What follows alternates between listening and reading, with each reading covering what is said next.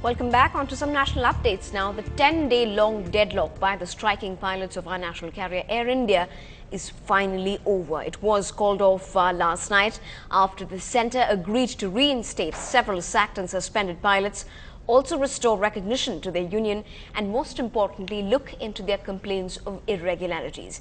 After bringing the domestic operations to a near halt, the pilots returned to work. Over the past few days, almost 700 of the pilots of the Indian Commercial Pilots Association Union were demanding pay parity with their international counterparts. As far as Chennai goes, the situation looked like it was inching back to normalcy, with 2 international flights and 10 domestic flights having taken off and 8 flights having touched ground at the Meenambakkam airport today. Over the 6 major metros, Air India operated 65 flights today.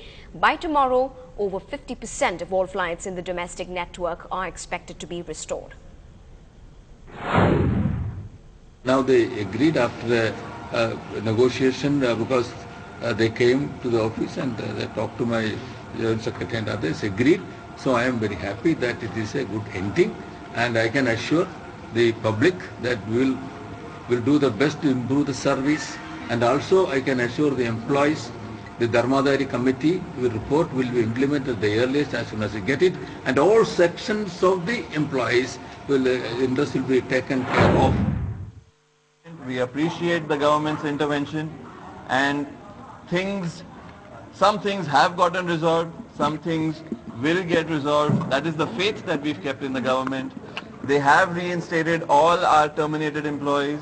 They have re-recognized the ICPA. They have set a time frame for the committee that they had set in, called the Dharmadhikari Committee, and they will look into all the irregularities in this airline. Well, a huge sigh of relief there for many who are travelling across the length and breadth of our country.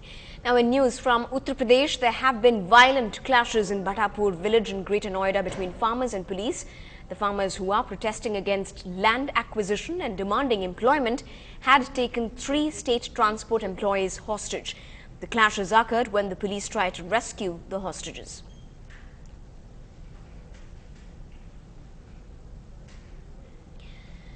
In some international buzz in Pakistan, a fierce internal debate has erupted both over how Osama bin Laden was able to hide in Abbottabad right under the nose of the security establishment, as well as over the American operation that killed Osama without the knowledge of the Pakistani military or intelligence.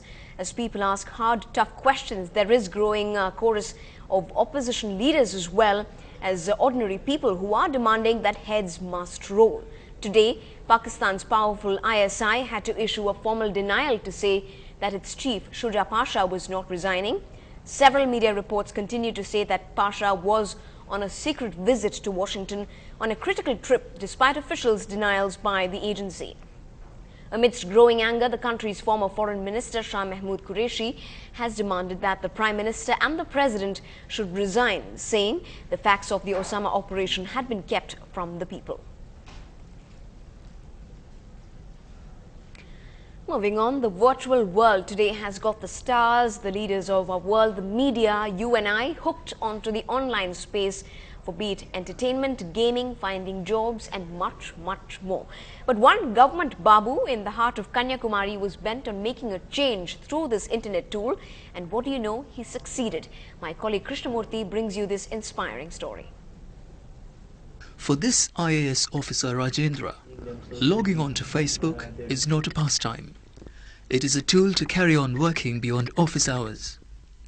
The Kanyakumari collector started a plastics-free Kanyakumari page on FB in 2010. With telling results, today Kanyakumari is one of the few districts in the country to be declared a plastic-free zone. District Administration and Pollution Control Board was constantly following up the updates on this page.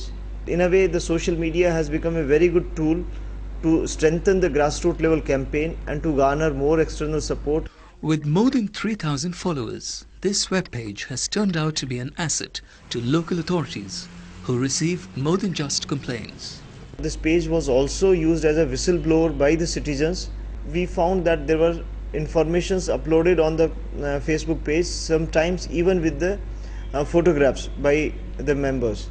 And our administrative team used to bring this information immediately to the notice of district administration and authorities, and we have taken very prompt action on those complaints. And the locals are not exactly complaining over the new age mode of complaining. இது பண்ணுறதால இப்போ நிறைய பேர் என்ன plastic use பண்ணுறது அதை avoid பண்ணுறோம். ரெண்டாவது எங்களோட சஜஷன் இந்த மாதிரி தவறாக எங்கேயா யூஸ் பண்ணால் கூட நம்ம அதில் நெட் மூலமாக அதை வந்து கவர்மெண்ட்டுக்கு நம்ம சொல்லிகிட்டு இருக்கோம். மற்ற மாவட்டங்களில் இது வந்து நடவடிக்கை அமலில் இருந்த மாதிரி தெரியல. ஆனால் நம்ம கன்னியாகுமரி மாவட்டத்தில் தான் முழுமையாட்டு இது செயல்பட்டு எங்கு பார்த்தாலும் சுத்தமாகவும் சுகாதாரமாகவும் இருப்பதாக தெரிகிறது. பிளாஸ்டிக் ஒழிக்கிறனால கண்டிப்பாக இந்த நம்ம மாவட்டம் மட்டும் இல்லை, இந்த இது வந்து தமிழ்நாடு முழுவதும் தொடரணும். Meanwhile, netizen Rajendra is already working on his next project, making Kanyakumari a model in waste management through source segregation of garbage. Well, social networking seems to be bringing about good governance. With Charles in Kanyakumari and Krishnamurthy in Chennai, Jay Santosh for NDTV Hindu. Well, if the pen is mightier than the sword, then the virtual option there also turning out to become quite some competition. Let's now quickly bring you a close look at the week's closing rates on gold and silver.